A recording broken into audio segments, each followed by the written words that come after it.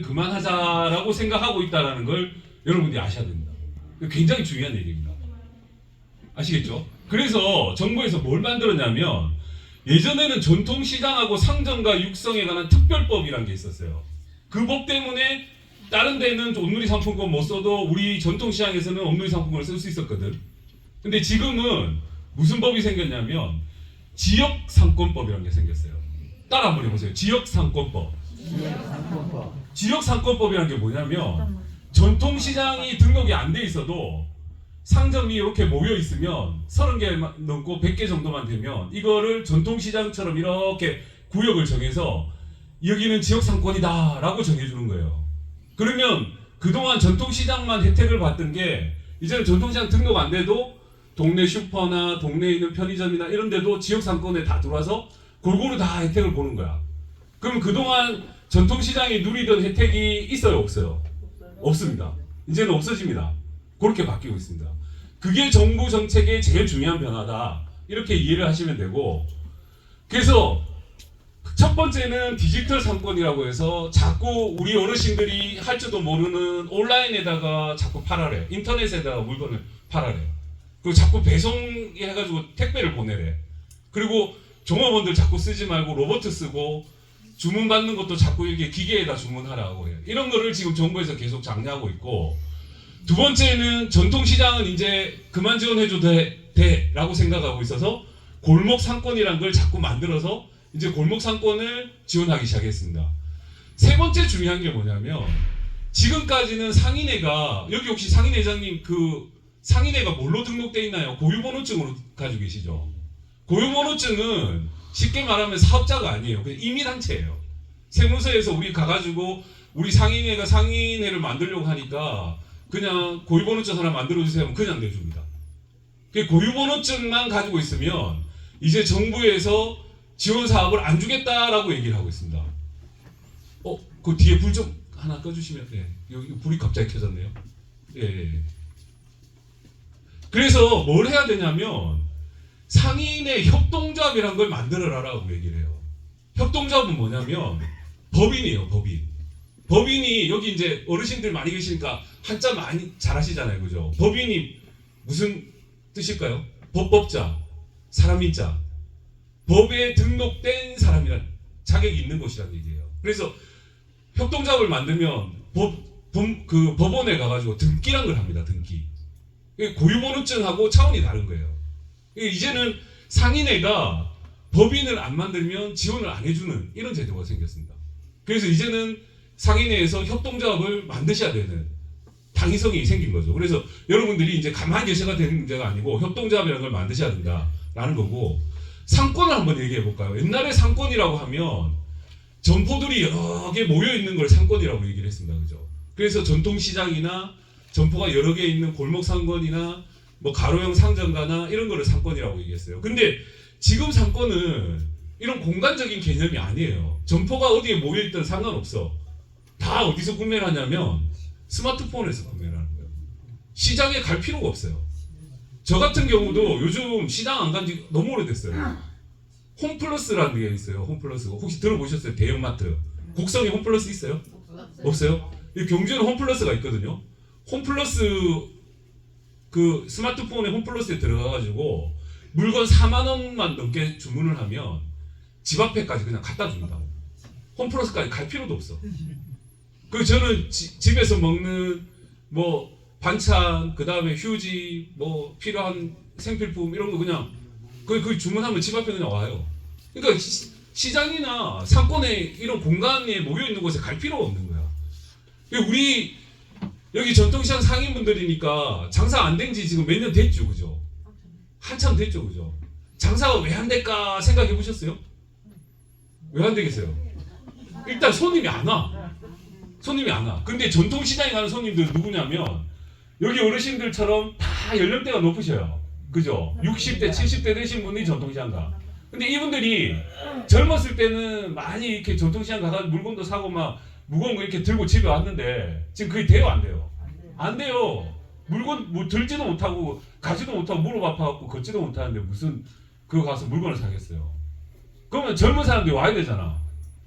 이제 어르신들이 이제 안 오면. 근데 젊은 사람들은 다 어디서 물건 사냐? 여기서 물건 산다고. 그러니까 시장에 손님이 없는 거예요. 그러니까 우리가 왜 장사가 안 되는지를 아셔야 된다는 얘기죠. 그죠? 자, 그게 이런 건데 소비자가 어디서 물건을 사고 뭘로 결제할 건가? 이제 소비자들이 지갑도 안 들고 다녀요. 아시죠, 그죠? 그 예전에 여러분들 혹시 곡성에 토큰이란 거 있었어요? 이게 버스 탈 때 구멍 뚫린 없었어요? 아예 없었어요? 우리 여기 대도시에는 토큰이란 게 있었거든요. 엽전처럼 생긴 버스 탈 때 쓰는 게 있었어요. 지금 없어요. 곡성에는 옛날에 그럼 버스 뭘로 탔어요? 다 돈 주고 탔어요? 토큰 있었어요? 아, 남원은 있었고 곡성은 없었구나. 예. 지금은 돈 내고 타세요 아직도? 아, 좋은 동네 사시네. 여기는 아예 이제 돈을 안 받아요. 돈을 안 받아요. 이 버스 타려면. 토큰도 없고요. 버스 타려면 무조건 카드 찍어야 돼. 교통카드. 근데 이제 시장 오면 지금은 어르신들이 이게 지갑에 돈 넣고 오잖아요. 여기 이제 젊은 사람들은 시장 갈 때 돈을 안 들고 다녀요. 다 이게 스마트폰으로 그냥 결제를 해요. 온누리 상품권도 이제 종이로 사면 5%밖에 할인 안 되잖아요. 아시죠? 네. 지금 여기 스마트폰에 충전하면 월 180만 원까지 10% 할인됩니다. 아시죠? 그러니까 이제 자꾸 종이로 뭐 상품권이나 종이로 결제하지 말라고 얘기를 하는 거야. 다 스마트폰으로 하라고 하는 거야. 그러니까 이제 어르신들이 할 수 있겠어요? 못하는 거예요. 그러니까 젊은 사람들은 다 이제 스마트폰으로 결제하고 있다 이 얘기예요. 네. 네. 아, 등록하셔야 돼요. 네, 등록하셔야 돼요. 그 카드 충전식 카드 가맹점으로 또 등록을 하셔야 돼요. 네. 그거 하시면 180만 원까지 10%입니다. 자기 가게에서만 안 끊겨요. 남의 집 가게 다 끊깁니다. 도로는 집에 가서 하시고. 네, 180만 원이면 10%면 한 달에 18만 원이에요. 18만 원이 거저 생기는 거예요. 이게 온누리 상품권, 여러분들 종이 상품권은 여러분들이 가맹점주라서 여러분들이 은행에 사러 가면 안 팔죠. 가맹점주니까 안 되고 하잖아요. 이 스마트폰 온누리 상품 충전은 가맹점주라도 충전이 돼요. 자기 가게에서만 안 끌면 돼요. 너무 좋잖아요. 그러니까 우리 좀 알고 똑똑한 상인분들은 물건값을 스마트폰 그걸로 결제한다니까. 그러면 한 달에 18만 원이 땅을 파고야 18만 원이 나오나. 그죠? 너무 좋잖아. 일단 세상이 그렇게 되고 있는 거예요. 네. 중요한 건 뭐냐면 전통시장에 그러면 왜 젊은 사람이 안 오냐. 여러분들 이유를 아셔야 되는데 젊은 사람들이 뭔가 어디 모르는 데 가서 물건을 사거나 모르는 데 가서 밥을 먹거나 식당을 가거나 할 때 제일 먼저 하는 게 뭔지 아시는? 내가 여기 경주에 왔어. 경주에 와서 밥을 먹어야 돼. 그럼 제일 먼저 뭘 할까요? 이거 해가지고 네이버에 경주 맛집, 곡성 맛집 이렇게 검색한다고. 그래가지고 거기에 보면 댓글이 엄청나게 많이 달렸어. 별점도 막 달렸어. 그래서 옛날에 소비자는 그냥 선전에 나오는 TV 광고에 나오는 물건이 제일 좋은 물건인 줄 알았어요. 근데 지금 소비자는 어떠냐? 찾아보고 다른 사람들이 구매한 후기나 이런 걸 봐. 그리고 별점 몇 개인가 이걸 봐. 그래가지고 제일 싸고 제일 좋은 집을 찾아서 그 집을 가는 거예요. 근데 우리 전통시장에 계신 어르신 상인분들이 뭐 이렇게 스마트폰에다가 우리 가게 뭐 좋아요라고 올리는 분 있어요? 한 번도 없어. 없어요. 그러니까 관광객이 곡성에 와서 검색을 해봐도 우리 시장에 있는 가게는 하나도 안 나오는 거예요. 그러니까 곡성에 맛집 하면 검색되는데 그를 딴 데로 가가지고 젊은 사람들 가는 이런 데 맛집에서 가는 거예요. 여러분들 이제 그거 어렵잖아요. 이거 어려워도 하셔야 된다니까. 안 하시면 이제 우리 미래가 없어요. 나 이제 여기 내가 장사하고 나는 이제 내 때에서 장사 끝낼 거다 하시는 분들 계시죠? 네, 그분들은 그냥 안 하시면 그냥 오시는 단골이나 이렇게 받고 끝내면 돼. 근데 내 가게를 내 자녀한테 한번 물려주고 나는 이거 좀 번창시켜갖고 좀 우리 자식들도 이거 해가지고 잘 먹고 잘 살았으면 좋겠다 하시는 분들 혹시 계세요? 계시죠? 이런 분들은 이런 거 하셔야 돼. 그러니까 인터넷에다가 우리 상품 사진 찍어서 올리고 이런 거 좋아요라고 또 별표도 달게 막 만들고 하셔야 되는 거야. 이제 이런 시대가 왔어요. 그러니까 전통시장의 상인분들이 장사하기가 너무너무 힘들어진 시대가 왔어요. 그죠? 또 하나 문제가 뭐냐면 자꾸 이제 정부 지원 사업이 옛날에 이제 전통시장 상인분들이 어렵다 하니까 국회의원들이 표를 받으려고 전통시장에다 예산을 엄청 줬어요. 대통령도 출마할 때마다 전통시장 와가지고 상인분들 손 붙잡고 막 표 찍어달라고 얘기하고 전통시장에도 예산도 많이 줬어요. 근데 지금은 어떤 시대냐면 이제는 정치인들도 아는 거예요. 이 전통시장의 상인분들이 많이 계시긴 계시지만 이분들보다 영향력이 훨씬 많은 표는 어디 있다?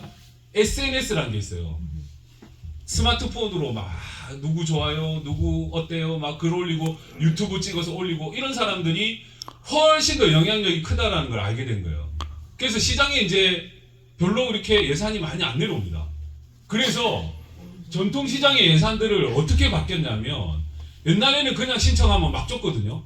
그러니까 우리는 주차장 짓기 싫어요 해도 전통시장이 무슨 소리야 주차장 있어야 돼 하고 막 돈 줘가지고 억지로 주차장도 만들고 뭐 아케이드도 막 억지로 만들라고 그래서 막 예산 막 줬거든요. 지금은 그런 시대가 아니에요. 지금은 전통시장이 뭔가 예산을 따오려 그러면 상인분들이 공모 신청서라는 걸 써야 돼요. 써가지고 지자체하고 같이 공모를 해서 평가를 받아서 거기서 선정이 돼야 예산이 내려와요. 이런 방식으로 바뀌었어요. 그리고 또 하나 뭐냐면 이제 아까도 말씀드렸듯이 그냥 우리 상인의 고유번호증만 가지고는 안 되는 거야.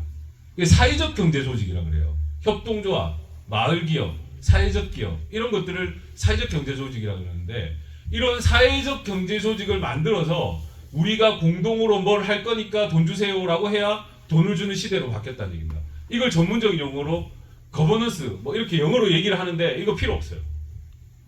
이런 거예요. 옛날 정부는 대통령 있고 장관들 있고 각 지자체장들 있고 그래서 돈을 우리가 이렇게 줄게 하고 이렇게 그냥 밑으로 내려주는 구조였어요.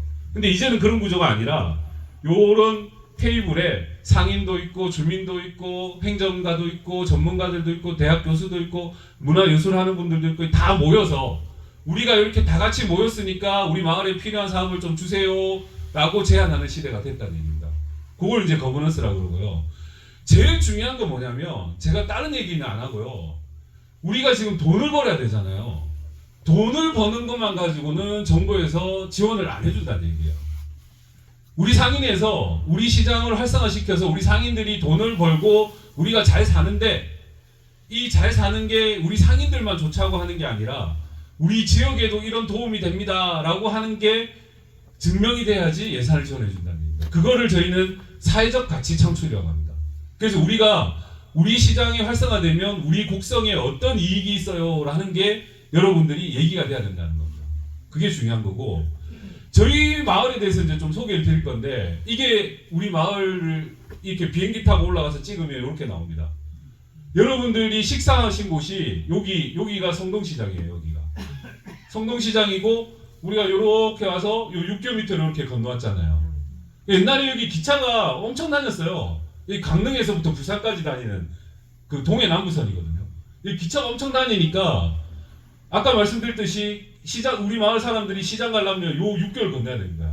근데 우리 마을 사람들이 지금 여기 계신 어르신들하고 비슷한 연세거든요. 이분들이 이 6개월 어떻게 건너겠어요? 못 건너는 거야. 그러니까 택시 타고 이렇게 둘러서 여기를 가야 됩니다. 얼마나 힘들겠어요, 그죠? 그리고 또 하나 문제는 뭐냐면 저기 창밖에 저 보이시죠? 저기 잔디밭처럼 큰 게 녹색으로 되어 있는데 여기가 여기입니다. 여기 지금 사진이 잘려서 조금밖에 안 보이는데 저게 축구장 4배 크기만 해요. 근데 저 축구장 4배 크기만 한 곳에 1m 정도 되는 펜스가 이렇게 가로막혀 있습니다. 안에 들어가지 말라고. 저가 뭐냐면 문화재예요, 문화재. 전랑지라는 문화재인데 옛날 신라시대 건축물이 저 밑에 한거 묻혀 있는 거야. 근데 일제시대 때 일본인이 누군가가 저기를 발견을 했어요. 땅을 좀 파보니까 이 밑에 어마어마하게 큰 신라시대 건축이 그 땅 안에 있어. 그럼 이걸 발굴을 해서 문화재로 해가지고 관광지를 만들어야 되잖아요. 근데 경주에는 저런 거 말고 왕궁, 뭐 큰 무덤 이런 게 너무 많아요. 그거 발굴하는데도 예산이 막대하게 들어가요. 지금 우리 신라 궁궐 지금 발굴해서 복원하고 있거든요. 그것만 해도 수십 년이 걸려요. 저기 있는 거는 야 지금 저거 발굴해가지고는 몇십 년 걸리고 돈도 엄청 들어가니까 일단 묻어놓자. 이거 묻었어요. 근데 문화재니까 들어가면 안 되잖아. 사람들 들어가지 말라고 이만한 높이에 펜스를 이렇게 두른 거예요. 축구장 4배 크기만한 문화재가 2m 이만큼 이렇게 있습니다. 그러니까 위쪽으로는 철로, 밑으로는 문화재 사이에 이렇게 샌드위치처럼 끼어가지고 우리 마을이 완전히 고립됐어요. 그래서 경주 시내 유일하게 발전이 안 된 마을로 남았습니다. 근데 문화재 바로 옆이니까 문화재 옆이면 고도 제한이라는 게 있어요. 고도 제한 들어보셨어요? 높이를 15m 이상 못 지어. 그래서 우리 마을에서 제일 높은 건물이 여러분들 계신 이 건물이야. 여기서 보면 우리 마을이 다 보여요. 다 나지막하죠, 그죠? 그러니까 여기가 제일 좀 명당 자리인 거예요. 제일 높은 건물이야. 그러니까 여기가 수십 년 동안 이렇게 방치가 되니까 도시재생이라는 사업이 시작이 됩니다. 도시재생 사업은 뭐냐면 옛날에는 재개발이라는 걸 했어요. 그래서 이런 마을에 보통 그냥 싹 밀어내고 고층 아파트를 지어. 그래가지고 분양을 막 해요. 그래서 이명박 정부 때 뉴타운이라고 불렀어요. 뉴타운 들어보셨어요? 네, 뉴타운이라고 전국에 엄청 많이 지정을 해놨어. 근데 지정해놓고 나서 바로 외환위기가 옵니다. 돈이 없어. 뉴타운을 지정해놨는데 뉴타운이 그럼 지정됐으면 아파트를 올려야 되잖아요. 아파트를 지을 돈이 없는 거야. 그래서 오랫동안 방치가 돼요. 근데 뉴타운이 지정되면 무슨 문제가 생기냐면 이 뉴타운을 개발하려면 정부에서 보상을 하잖아요. 그러면 사람들이 보상금을 많이 받기 위해서 없던 창고도 막 짓고 마당에 나무도 막 새로 심고 막 합니다. 많이 해보셨죠? 옛날에. 그죠? 그래야 보상을 많이 받으니까. 그런 거 하지 말라고 감시를 계속 해요. 요즘은 이제 기술이 좋아져갖고 계속 비행기 드론이라고 비행기를 띄워서 계속 사진을 찍어요. 그래서 뭐 건축물을 지으면 가가지고 하지마 막아요. 그죠? 그러니까 뉴타운 개발 아파트도 안 지어지고 뭐 집을 고쳐서 뭘 지으려 해도 못 짓고 이게 수십 년 됩니다. 그러니까 정부에서 도저히 안 되겠다. 뉴타운 정책은 실패했다. 이걸 뭐 새로 짓는 게 아니라 여기다가 있는 거를 잘 고쳤어야 되겠다라고 해서 시작된 사업이 도시재생 사업입니다. 박근혜 정부 때 도시재생 특별법이 생기고요. 문재인 정부 들어와가지고 이걸 국정과제로 선택을 하면서 한 50조 원을 투입해서 전국에 560개의 도시재생 구역이 생깁니다. 저희도 이렇게 도시재생 구역이 이렇게 빨간색 테두리가 도시재생 구역이에요. 주로 뭐 하는 거냐? 건물 줘요. 이런 건물들을 마을에 막 지어줍니다. 이 건물들이 저희는 이게 황촌 마을 한옥서라고 해서 2번 건물입니다. 그리고 저 상가 쪽에는 상권 한옥서라고 해서 또 3층짜리 건물을 또 짓고 있어요. 그리고 좀 이따 가보시겠지만 마을 부엌 게스트하우스 뭐 이런 것들을 짓습니다. 근데 요거 지어주고 4년 정도 사업을 합니다. 한 250억 들여가지고. 그리고 길 정비해주고. 이러고 나서 도시재생 사업이 끝나. 도시재생 사업이 건물 다 지어줬는데 이 건물들을 그럼 누군가가 주민들이 활용을 해야 되잖아요. 주민들이 예산 없이 이 건물 전기세만 한 달에 100만 원 나오거든요. 이걸 운영을 할 수 있을까요? 못해요. 그래서 만들어지는 게 주민들이 이런 건물들을 직접 운영하기 위한 회사를 만들어라 라고 얘기를 합니다. 아주 무책임하게. 주민들이 회사를 운영해 본 적이 있어요? 없어요? 없어요. 근데 회사를 만들어서 이 큰 건물을 운영하라고 하는 게 지금 현재의 도시재생 사업의 그 방향이에요. 잘 되겠어요? 안 되겠어요? 그래서 전국의 도시재생 사업이 다 실패합니다. 다 망해요. 가보면 이게 이제 주민들이 운영이 안 되니까 그냥 군이나 시에서 다시 그냥 입찰 가가지고 여기 들어온 사람들 주고 막 이럽니다. 저희도 그렇게 했어요. 좀 이따 가보시겠지만 저희가 도시재생 사업하기 전에 사랑채라는 아주 폐가가 있습니다. 완전히 다 무너진 집. 이거를 리모델링해서 동네 사랑방을 만든다. 이게 도시재생 사업의 저희 시작이었어요. 여기서 뭘 했느냐? 이런 거예요. 주민들 모여서 동아리 합니다. 서예도 하고 사군자도 하고 노래교실도 하고. 근데 중요한 건 뭐냐면 도시재생 사업비가 있으니까 강사님도 불러오고 뭐 재료비도 좀 보전해드리고 해가지고 막 이런 프로그램들을 많이 합니다. 전국적으로 도시재생 하는 데는 이런 프로그램 다 합니다. 근데 예산이 끝나고 나면 어떻게 된다? 다 없어져요, 프로그램이. 저희는 어떻게 했냐면 예산을 아주 조금만 드렸어요. 그래서 한 15번 정도만 저희가 지원해서 강사비하고 재료비 드릴 테니까 하세요. 나머지는 그럼요. 15번이면 15주밖에 안 되는데 1년 내내 우리 해야 되는데 나머지는 모르겠어요. 알아서 하세요. 그러니까 어떤 상황이 발생했냐니까 재미없는 건 없어져. 요 4개를 했는데 1개는 없어졌어요. 근데 3개는 재밌거든, 어르신들이. 그래서 회비를 내시기 시작합니다. 놀이교실 요 자리에서 하거든요. 한 70명 오세요. 근데 우리 마을 주민들만 오는 게 아니라 소문이 나가지고 이웃 마을에서 막 버스 타고 여기까지 오십니다. 이 놀이교실은 회비가 15,000원이에요. 10,000원은 강사비 드리고 5,000원은 음료수 간식 사드세요. 이게 우리 지원 사업이 끝났는데도 계속 돌아갑니다. 그리고 서해 사군자 나중에 1층에 가보시면 이 서해 사군자 그림 그리시는 막 작품 전시도 해놨거든요. 한번 보시면 됩니다. 이게 소문이 나니까 우리도 그러면 미나 교실도 할래, 오카리나 교실도 할래, 이런 동아리들이 막 생깁니다. 여기 우리가 도시재생에서 사업비 10원이라도 지원할게요, 안 할게요? 안 했습니다. 10원도 지원 안 했습니다. 여러분들 문강형 사업하면 무슨 상인들 동아리도 하고 교육도 받고 막 하시죠? 그죠? 지금 뭐 하고 계세요? 계획 중입니다. 계획 중. 아, 계획 중이시구나. 네. 자, 문강형 때는 이제 예산이 있어가지고 막 해요. 문강형 사업 이제 끝났어. 2년이잖아요, 그죠? 문강형 2년 끝나고 나면 그 교육이 계속 되나요? 어려워요. 대부분 다 안 돼요. 그래서 저희는 주민들한테 회비 내시라고 그랬어요. 회비 내시면 계속 하실 수 있다. 그래서 지인분들은 다 회비 내고 하세요. 그래서 회비를 자꾸 내고 프로그램을 하니까 힘드시니까 저희가 경주시에 평생학습가족관이라는 데가 있어요. 이런 데는 뭐 하는 데냐? 주민들한테 무슨 교육을 이렇게 지원해 준대. 그런 데 연결을 시켜드렸어. 혹시 회비 내기 힘드시면 여기다 얘기하시면 여기 강사를 보내줍니다. 그래서 저희가 여기서 무슨 보자기 만들기라든지 뭐 이런 독서 모임이라든지 이런 수업들은 여기서 좀 지원을 받고 있습니다. 그래서 여기 문화도시라고 이 문화도시 사업도 저희가 좀 주민들이 진행을 했고요. 이거는 뭐냐면 여기서 이제 저희가 건강체조라는 걸 했어요. 어르신들이 하도 이제 아프신 분이 많아서 이제 건강체조를 막 하니까 저희 도시재생 사업비로 좀 지원을 해서 하다가 요것도 끝났어. 우리 이제 예산 없어요. 이제 회비 내세요 하니까 나는 서해도 10,000원 내고 노래교실도 10,000원 내고 여기 건강교실도 10,000원 내면 30,000원 못 낸다 이러시는 거예요. 그래서 저희가 국민건강보험공단이라는 데 가서 물어보니까 경로당에 이 강사님을 파견하는 이런 프로그램이 있대요. 그래서 그거를 우리 마을로 좀 보내주세요 해가지고 국민건강보험공단에서 이렇게 매주 오십니다. 그래서 체조하고 있고 도시재생에서 이런 마당 같은 거는 많이 만들어 주거든요. 근데 마당 만들어 놓고 안 쓰면 또 여기 막 쓰레기 쌓입니다.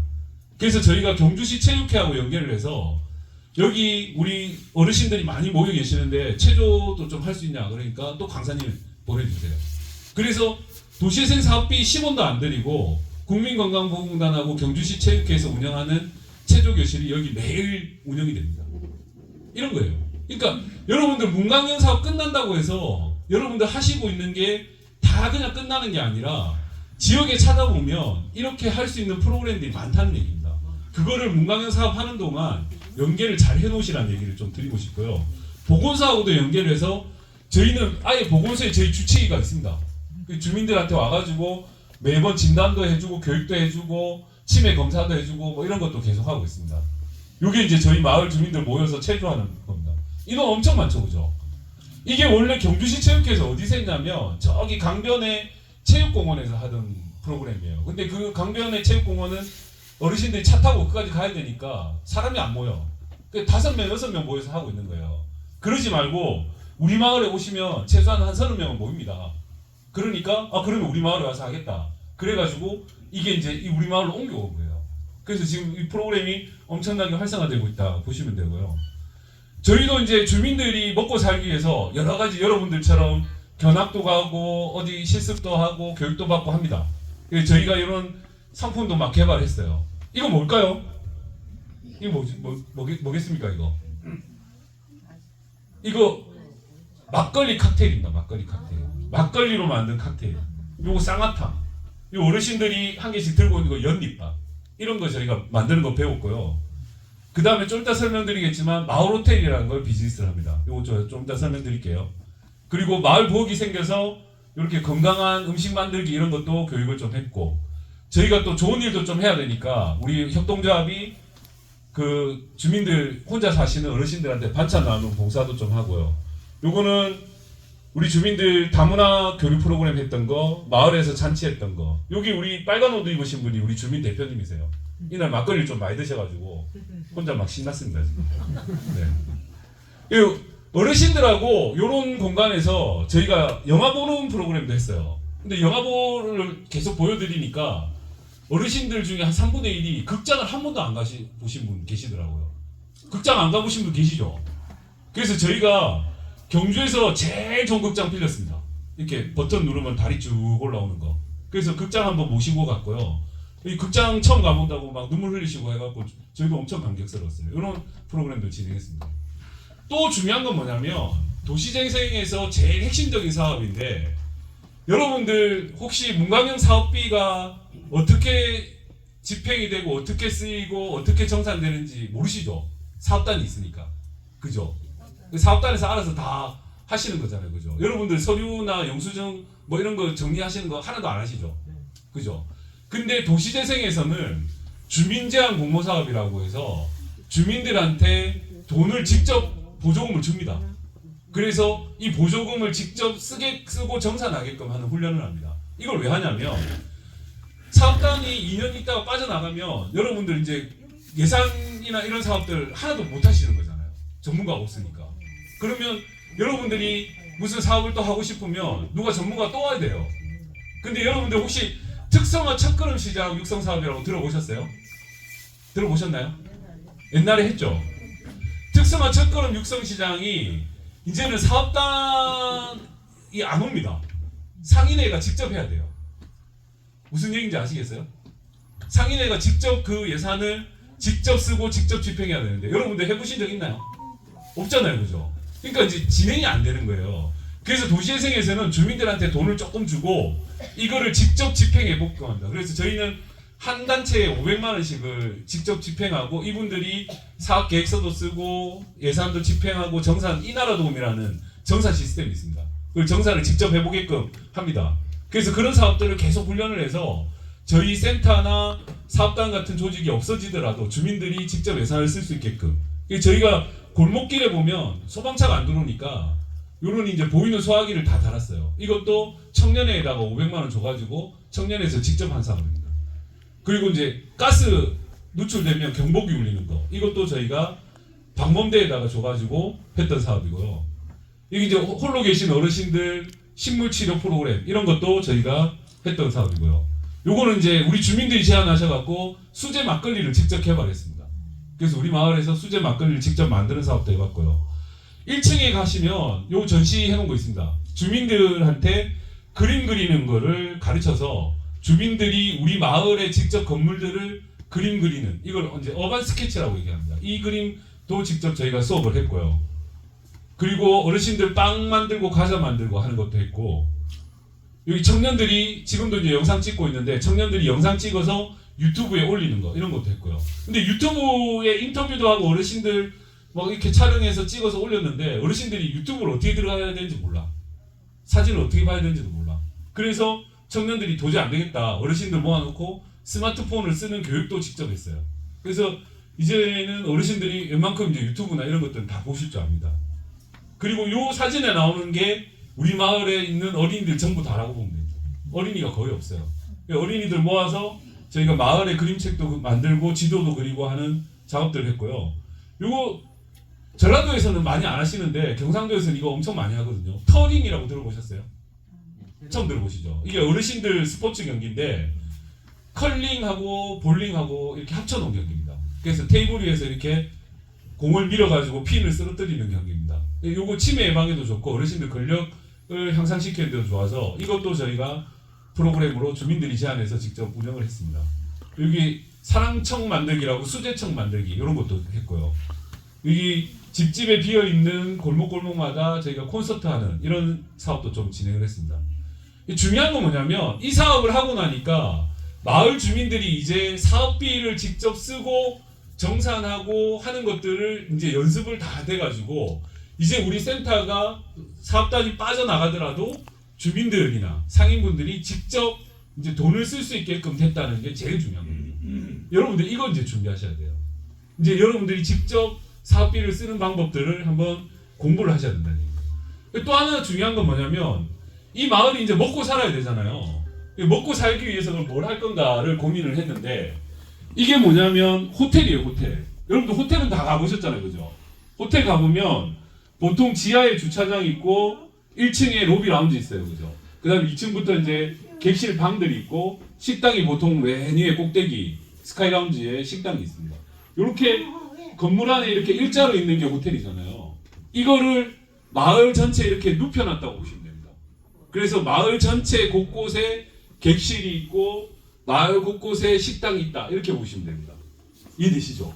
그런 게 바로 수평적 호텔, 마을 호텔이라고 이러면 됩니다. 이게 무슨 얘기냐면 여러분들 호텔이나 여관 이거는 건물을 새로 지어야 돼요, 그죠? 숙박업을 하기 위해서. 근데 민박업은 뭐냐면 여러분들이 살고 계신 집에 빈방이 있어. 그 빈방에다가 손님을 받는 거예요. 이걸 저희가 도시민박업이라고 합니다. 도시 지역에서 민박업을 하는 거. 근데 이거는 원래 외국인밖에 못 받게 돼 있어요. 국내 관광객을 받으면 불법이야. 근데 도시재생구역에 마을기업을 만들면 국내 관광객을 받을 수 있는 특례가 있어요. 엄청 유리한 거죠, 그죠? 그래서 예를 들면 여러분들이 지금 어르신들이 예전에는 방 한 서너 칸에 가족들 한 6명 살았잖아요, 그죠? 지금 그렇게 사나요? 자녀들 다 출가하고 어르신들 2분이 살거나 혼자 살거나 나머지 빈 방은 어떻게 쓰고 계세요? 참고죠. 우리 마을도 똑같아. 우리 마을도 65세 어르신들이 대부분인데 다 자녀 키울 때는 방 서너 개 갖고 있었어.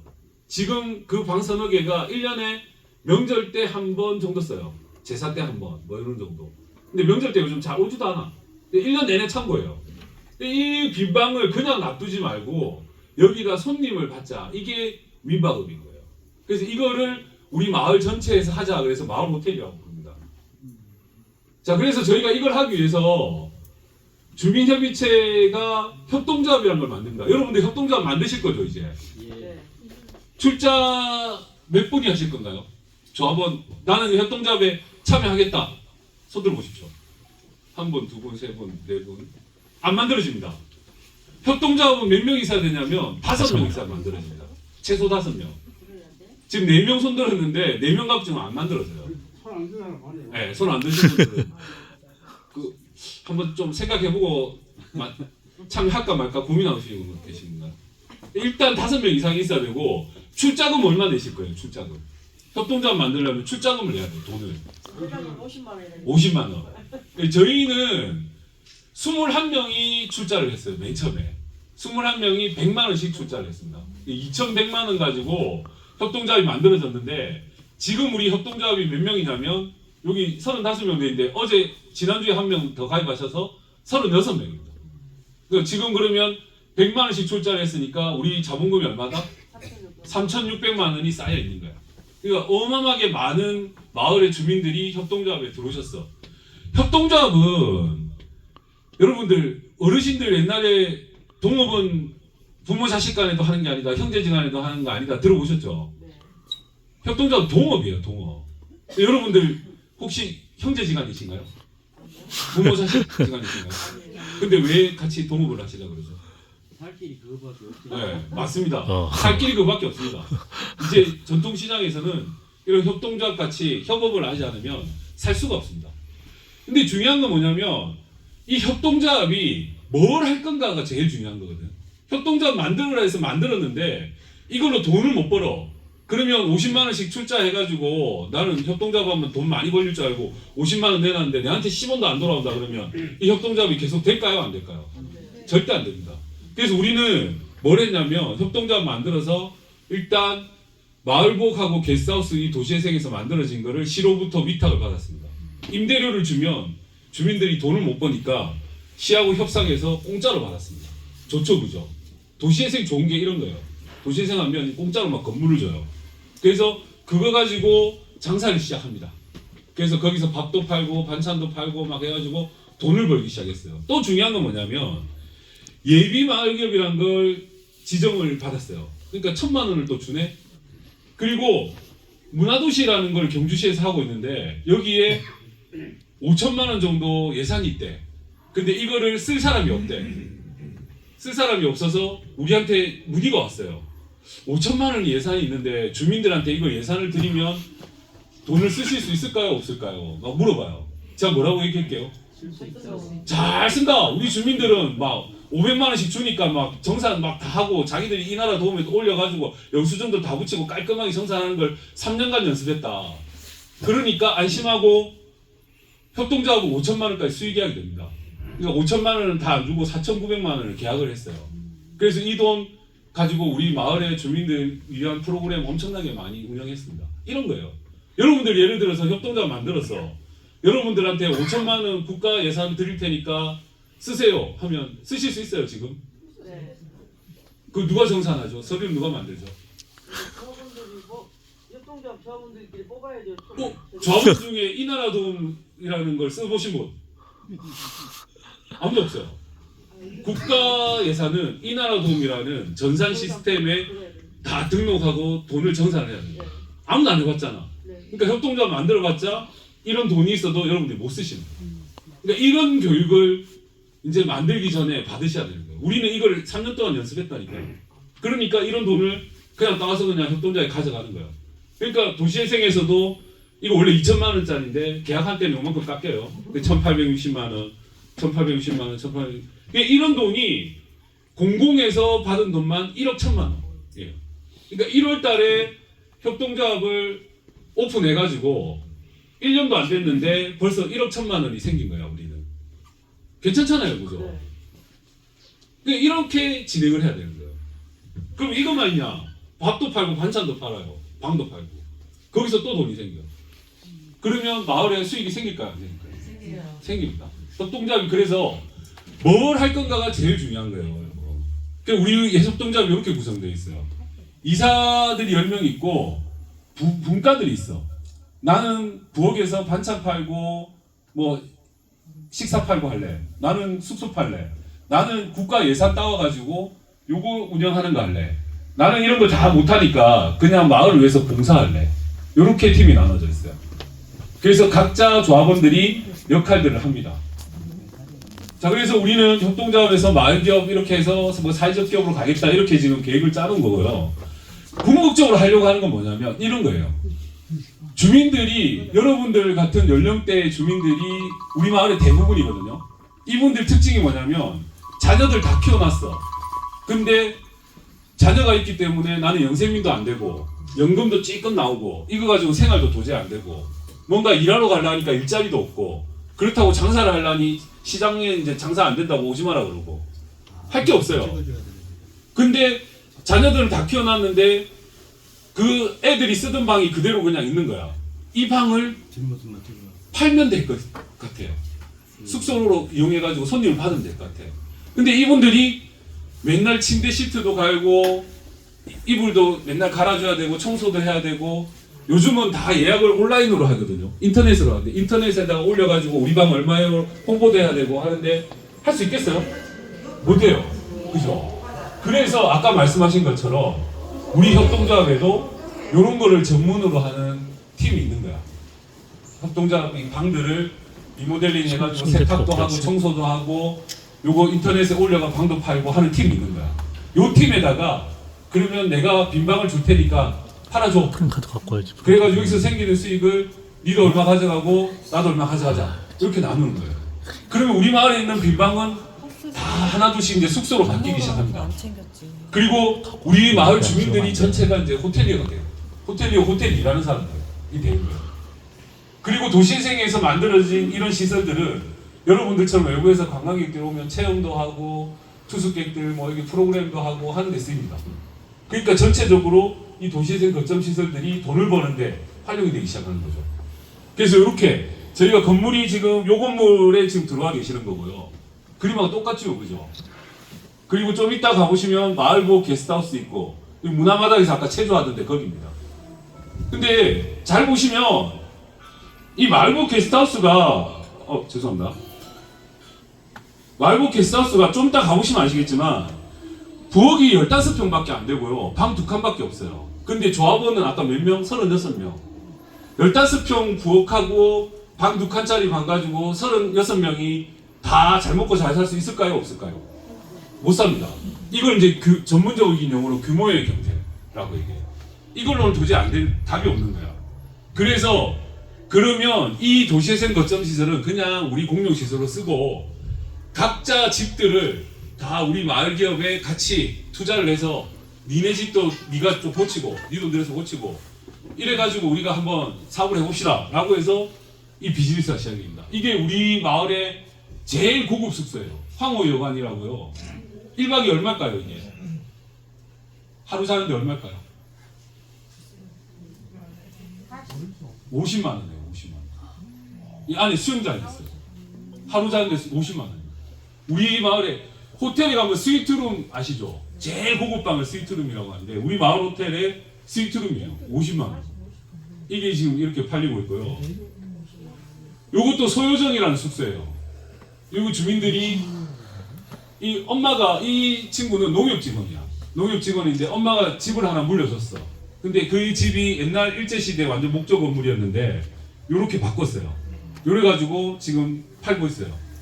이 객실 예약률이라는 거는 한 달에 몇 프로 정도 손님이 들어오나? 이 집 예약률 몇 프로 정도 될까요? 평균? 90%입니다. 90%. 그러니까 한 달에 3일 정도 빼고 손님이 계속 들어옵니다. 평일에도. 엄청나게 유명한 숙소가 됐어요. 그리고 여기도 주택을 개조해가지고 블루플래닛이라는 숙소입니다. 우리 마을에 외국인들이 막 큰 가방 이렇게 캐리어 같은 거 끌고 다니면 다 이 집 간다고 보시면 돼요. 전 세계적으로 유명한 숙소예요. 이 집이 왜 유명해졌냐 그러면 남자 혼자 사시는 호레비가 운영하시는 숙소인데 그 주인장이 아침만 되면 이렇게 차를 이렇게 내려준다. 우리나라 전통차도 내려주고 커피도 내려주고 전 세계 관광객들이 요 주인장이 내려주는 커피만 먹습니다. 그래서 굉장히 유명한 숙소가 됐고요. 요거는 제가 좀 이따 내려가서 요 바로 옆에 있어요. 우리 마을에 제일 좁은 골목 안에 있습니다. 제일 좁은 골목 안에 그냥 마당이 있는 옛날 집이에요. 여기에 스테이 황촌이라는 숙소가 만들어집니다. 이게 이제 여러분들 잘 모르시겠지만 에어비앤비라는 숙소를 예약하는 사이트가 있습니다. 온라인 사이트. 거기에서 슈퍼호스트라고 해서 제일 잘 팔리고 제일 서비스 좋은 숙소로 여기 등록이 되어 있는 숙소입니다. 그러니까 이런 게 지금 계속 생기고 있습니다. 여기에 도시재생 사업에서 예산을 지원했을까요? 안 했을까요? 10원도 안 했습니다. 다 각자 투자해가지고 했습니다. 각자 자기 집에 이분은 2,500만 원 투자했고요. 이분은 한 3억 정도 투자했어요. 3억 정도 투자하면 한 4, 50만 원 정도 받을 수 있고요. 요 집은 1박에 한 15만 원, 16만 원 뭐 요 정도 받습니다. 2,500만 원으로 이렇게 만들었어요. 요게 이제 도시재생에서 만들어준 행복궁전이라는 숙소예요. 방 2칸 있습니다. 요런 게 우리 마을에 계속 생기고 있습니다. 그러니까 빈집에 빈방을 활용해서 이렇게 숙소를 만들면 저희가 협동조합에서 공동으로 판매해서 마을 전체의 수익을 가져갑니다. 이게 저희 개념입니다. 그러니까 여러분들 그럼 협동조합 만들어서 뭐 파실 건가요? 저희는 방을 팝니다. 여러분 뭐 파시죠? 이거 정하셔야 돼요. 자, 네? 그걸 찾으려고. 그렇죠. 이 전문가들이 자꾸 협동조합을 만들어야 지원 사업을 받을 수 있습니다라고 얘기하니까 협동조합을 자꾸 만들으라고 얘기를 하는데 만들으라고 얘기를 하면서 뭘 팔아야 된다라고 얘기를 못 하고 있어요. 왜냐하면 자기도 답을 모르거든. 그 답은 누가 제일 잘할까요? 여러분들이 제일 잘하는 거예요. 그러면 여기는 경주는 전 세계에서 관광객들이 오는 관광지니까 방을 팔아서 협동조합이 운영이 되고 하지만 여러분들한테 똑같이 그러면 여러분들 빈방 있으니까 가서 방 파세요 하면 곡성에 기차마을에 관광객들이 엄청 많이 오나요? 엄청 많이 와서 여기 90% 방이 평일에도 다 차고 이러진 않을 거 아니에요. 그러면 여러분들은 이게 정답이 아니라는 얘기지. 이게 경주에 가니까 야 그거 방 팔아가지고 협동조합이 엄청 돈 많이 벌고 있다는데 우리도 그거 하자. 그건 정답이 아니라는 거예요. 그러면 우리가 제일 잘하고 우리가 할 수 있는 거를 여러분들이 돌아가셔서 뭔지를 고민하셔야 되는데 여기서 중요한 건 뭐냐면 다 같이 좋아야 된다는 거예요. 이거예요. 여기 우리 협동조합 안에 이렇게 민박업 하시는 분도 있고 한옥체험업 하시는 분도 있고 음식 주점 하시는 분도 있고 카페 베이커리 하시는 분도 있고 체험 프로그램 운영하시는 분도 있고 기념품 하시는 분도 있어요. 이분들이 다 같이 좋은 비즈니스를 하셔야 된다는 거죠. 예를 들어서 여기 아까 보니까 그 토란이 유명하다고 그랬나요? 여기 토란이 유명한데 나는 토란 파는 집이야. 그래서 협동조합에서 토란 팝시다 해가지고 토란 파는 집은 장사가 엄청 잘 돼요. 나머지 조합원들은 나는 토란하고 아무 상관이 없는 사람이야. 근데 협동조합에서 토란이 우리가 유명하다고 해서 토란으로 합시다 해가지고 정해지면 나머지 분들은 협동조합 해가지고 이익 보는 게 하나도 없잖아요. 근데 우리는 잘 보세요. 우리 마을에 방을 판다고 했잖아요. 방을 막 팔아. 그러면 여기 민박업 하시는 분 좋아지죠. 한옥체험업도 방 파는 거거든요. 좋아지죠. 그러면 여기 숙소에 오신 분들이 안 먹나요? 먹어야 되잖아요. 여행 왔으니까. 그 음식업 주점 될까요? 안 될까요? 잘 됩니다. 카페 베이커리 커피도 마시고 빵도 사 먹어야 될 거 아니에요. 그죠? 여행 오면 다 커피 먹고 뭐 빵도 사 먹고 하잖아요. 잘 될까요? 안 될까요? 됩니다. 그러면 처먹고 잠만 자나? 놀아야 될 거 아니에요. 그죠? 그러면 무슨 체험 프로그램도 해야 될 거 아니에요. 만들기도 하고 뭐 사진도 찍고 이런 체험 프로그램도 됩니다. 그럼 집에 갈 때 새끼들 기념품이라도 하나 들고 가야 되잖아요. 기념품도 잘 됩니다. 그러니까 우리가 하고 있는 이 비즈니스는 협동조합의 조합원들 나는 토란하고 상관없지만 그걸 팔므로 인해서 내 업종도 잘 돼. 이게 다 같이 잘 되는 거야. 조합원들이 다 만족하는 비즈니스가 돼야 협동조합의 상품이 되는 거예요. 여러분들 이제 그거 찾으러 여기 오신 거잖아요. 그죠? 그러니까 이 얘기를 들으셨으니까 돌아가시면 토란이 됐든 뭐가 됐든 연근이 됐든 뭐 상관이 없어요. 이걸 팔아가지고 우리 조합원들이 다 같이 좋아지는 게 뭘까? 이걸 고민하셔야 돼요. 이해되시죠? 제가 정말 좋아하는 말이 이거예요. 한 사람이 10걸음 가는 게 아니라 10사람이 느리더라도 한 걸음 가는 게 협동조합이. 조금 속도가 느릴 수는 있어요. 여러 명이 모여서 하니까. 근데 부지런히 혼자 쫓아가서 잘 살아봤자 우리 마을 전체가 살지 않으면 내 혼자 산다고 절대 지속 가능하게 끝까지 살 수가 없다는 얘기예요.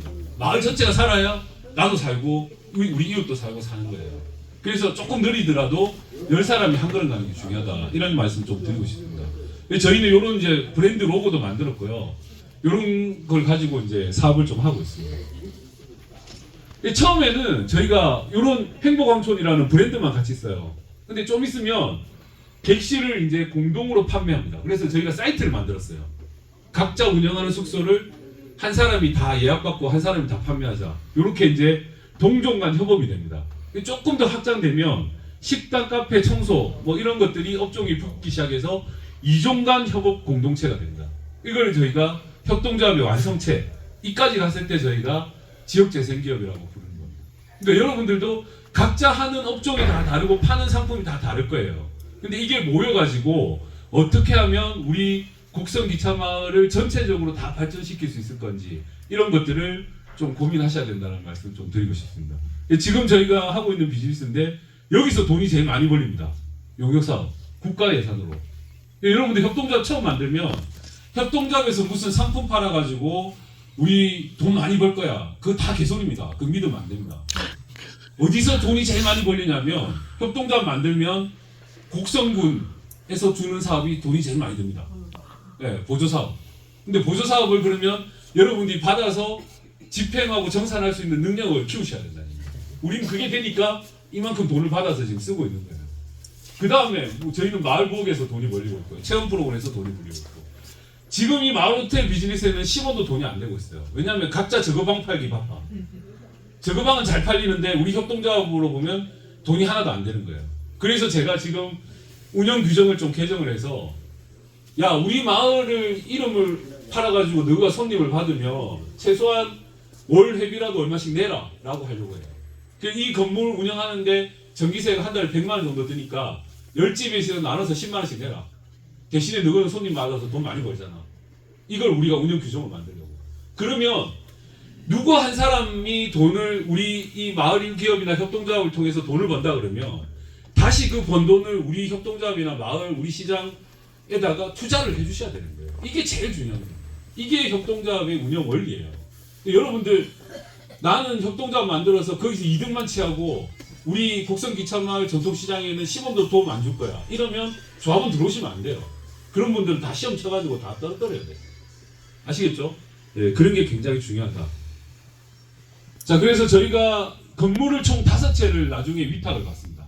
지금 현재 저희가 마을 부엌하고 꿈자리라는 요 2번, 4번을 위탁을 받고 있고요.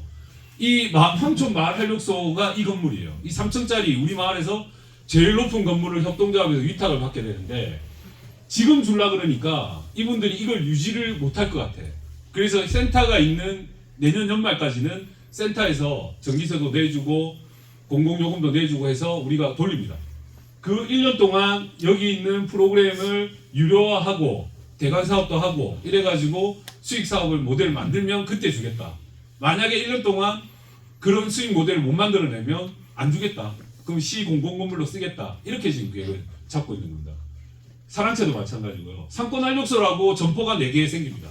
여기 점포를 임대를 주면 임대료가 생깁니다. 이 임대료를 협동조합에서 받아요. 좋죠, 그죠? 개꿀이죠, 그죠? 이 협동조합에서 임대료를 받아서 마을을 위해서 다시 씁니다. 이게 협동조합의 원리다라고 보시면 됩니다. 그래서 저희가 지역 자원하고 굉장히 연계를 많이 합니다. 여러분들 전통시장 사업하면 제가 좀 부탁드리고 싶은 게 뭐냐면 상인들끼리만 똘똘 뭉치시지 마시고요. 지역에 보면 이런 봉사단체들 라이온스 클럽 무슨 학교 무슨 단체 엄청 많아요. 저희는 지금 보니까 한 20몇 개하고 MOU 단체를 맺었어요. 이게 이렇게 하면 좋은 게 뭐냐면 이분들이 매월 정기 회의도 하고요. 자기들 모임도 해요. 그러면 모임 같은 거 하면 이런 강당이 필요하잖아요. 이 강당을 우리한테 빌려달라고 우리 서로 업무 협약하고 MOU 했으니까 연락이 와요. 그럼 저희는 강당을 주는 대신에 뭘 팔까요? 밥을 팔아먹습니다. 우리 마을 식당에서 무조건 도시락을 해야 됩니다. 무조건 밥을 먹어야 됩니다. 이렇게 해서 밥을 팝니다. 그러니까 거기서 매출이 막 옵니다. 근데 이런 단체들이 20몇 개가 돼요. 그럼 이 강당이 1년 내내 계속 팔리는 거예요. 강당이 팔린다는 얘기는 우리 식당에 밥도 같이 팔린다는 얘기예요. 너무 좋잖아요. 이렇게 해서 협동조합의 매출이 계속 올라갑니다. 그래서 여러분들 절대 전통시장 단독으로 뭘 하실 생각하시면 안 됩니다. 지역에 있는 단체들하고 회장님 MOU도 많이 하시고요. 연계도 많이 하시고 전통시장에서 이런 단체들 초청해서 행사도 많이 하시고 하셔야 여러분들이 지역과 같이 살 수 있는 그런 구조가 나온다는 얘기입니다.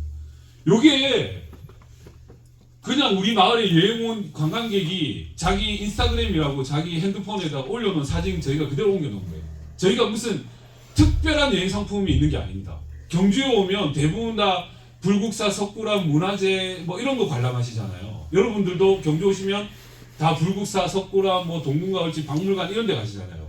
근데 요즘 젊은 사람들은 그런 데 가는 건 다 어르신들이 하는 거고 우리는 그냥 마을에 가서 실내 그냥 마을의 주민들하고 골목길 그냥 돌아다니고 사진 찍고 할래. 이런 여행이 유행이에요. 그래서 우리 마을의 관광객들 중에 한 90%가 20대예요. 와서 뭘 하나 봤더니 그냥 이렇게 골목길 돌아다닙니다. 골목길 돌아다니면서 즐겁게 사진 찍고요. 문 닫은 카페, 우리 동네 카페인데 카페 가서 사진 찍고요. 육교 건너면 경주역이 있어요. 그 경주역이 지금은 전시관으로 바뀌었거든요. 미술 작품 같은 거 전시 보고요. 이 아침 되면 우리 식당에서 주는 조식이에요. 이 조식 먹고 이게 다예요. 뭐 특별한 게 하는 게 아닙니다. 이거를 마을에서 머무른다 그래서 로컬 스테이라고 불러요. 요즘 젊은 애들이. 이 로컬 스테이가 엄청나게 전국적으로 유행하고 있습니다. 그래서 곡성에도 보면 저도 찾아봤는데 곡성에 한 달 살기 하러 가는 젊은 친구들 엄청 많아요. 여러분들 그런 사람들을 자꾸 끌어들여서 고객으로 만드셔야 됩니다. 그 친구들이 잘하는 게 뭐냐면 이런 거예요. 여기 와서 사진 오만 대 돌아다니면서 사진 찍어가지고 자기들 SNS에 유튜브에 막 올려요. 그거 보고 입소문 듣고 또 오고 이렇게 합니다. 그래서 손님이 점점 늘어나는 거예요. 그래서 여러분들 젊은 사람들이 와가지고 우리 장사하고 뭐 식당에 음식 줬는데 밥은 안 처먹고 뭐 카메라 들고 막 지구 혼자 막 얘기하고 욕하시면 안 돼요. 그런 사람들한테 서비스 한 개씩 더 줘야 돼. 그 사람들이 우리 시장을 홍보하고 우리 마을을 홍보하는 정말 진짜 홍보꾼 됐습니다. 그런 분들한테 정말 잘하셔야 된다. 지금 마지막인데요. 도시재생 사업이 끝났는데 저희도 선진지 기간 엄청나게 많이 가봤거든요. 도시재생 사업이 끝났는데 가보면 주민들 없고 이런 덜렁 건물만 남아 있습니다. 이 건물을 누가 운영하고 있냐면 내가 주민 대표입니다 하고 혼자 운영하고 있어요. 자기 전유물이야 그냥.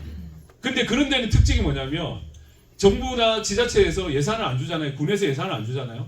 그러면 그 건물 그냥 스톱이에요. 그래서 나중에 저희는 정말 도시재생 선진지다 그래서 주민들하고 갔는데 이런 데도 봤어요. 이런 주민 거점 시설이라고 만들어준 데를 가서 끝난 지 1년 정도밖에 안 됐대요. 주민들이 잘 이용하고 있나 한번 가봅시다 해서 모시고 갔더니 예비군 중대 동사무실로 쓰고 계시더라고요. 그런 데가 천재예요. 저희는 도시재생 사업은 건물을 남기는 사업이 아니라고 보는 거예요. 사람을 남기는 사업이에요. 그리고 도시재생에서 제일 많이 하는 말이 전통시장 사업에서도 많이 하는데 전통시장 사업의 주인은 상인입니다. 도시재생 사업의 그 주인공은 주민입니다. 이런 얘기 많이 하잖아요. 반은 맞고 반은 틀린 얘기입니다. 전통시장 사업의 주인공은 상인이 맞긴 맞는데 참여하는 상인들이에요. 여러분들 교육한다 그러면 안 모이고 이런 분들한테는 혜택 10원도 주면 안 됩니다. 도시재생도 마찬가지예요. 사업한다고 그러면 적극적으로 참여하시고 무슨 이런 프로그램 있을 때마다 와서 교육도 열심히 듣고 협동조합 한다 그러면 아 너 100만 낼게 하고 손 드시고 이런 분들한테 혜택이 돌아가야 되는 거예요. 아무것도 안 하고 그냥 가만히 있다가 숟가락만 얹으려고 하시는 분들한테는 아무런 혜택을 줄 수가 없다는 거죠. 여러분들 전통시장 지원 사업이 예전보다 엄청 짧아지고 예산도 많이 줄었습니다. 그리고 전국적으로 문광영 시장이나 이런 걸 선정하는 숫자도 엄청 줄어들었어요. 이제 살 길이 뭐냐면 여러분들이 스스로 협동조합 같은 이런 상인 조직을 만드셔야 되고 거기서 적극적으로 예산도 건의하시고 예산도 따오셔야 되고요. 우리처럼 1년에 1억을 줘도 아무 문제 없이 사고 없이 잘 쓰잖아요. 거기서 수익 생겨가 인건비도 지급하고 주민들한테 혜택도 주고 하잖아요. 이런 사업들을 하셔야 된다는 거예요. 그래서 사실은 저희가 전통시장 사업하고 있는 곳이 아니라서 오셔서 점포도 보여드리고 상품도 보여드리고 하면 좋은데 저희는 아시다시피 방을 파는 곳이기 때문에 투숙객들이 다 투숙을 하고 계세요. 그래서 여기가 방입니다 하고 보여드릴 수 있는 데가 몇 군데 없습니다. 그래서 제가 좀 이따 보여드릴 건데 한번 보시고 이렇게 하고 있구나. 근데 여러분들이 알고 가셔야 되는 건 뭐냐면 야 경주 가니까 방 팔더라 우리도 방 팔자 이게 아니라니까요. 아까 얘기했죠. 여러분들이 하실 수 있고 여러분들이 조합원으로 참여했을 때 다 같이 이익이 되는 사업이 뭔지 이거를 여러분들이 좀 고민하시고 숙제를 안고 가셔가지고 곡성 가시면 다 머리 싸매고 다 모여가지고 우리 뭐 해보자 이거를 진지하게 한번 고민해 보셨으면 좋겠습니다. 자 여기까지 설명드리겠습니다. 고맙습니다. 네.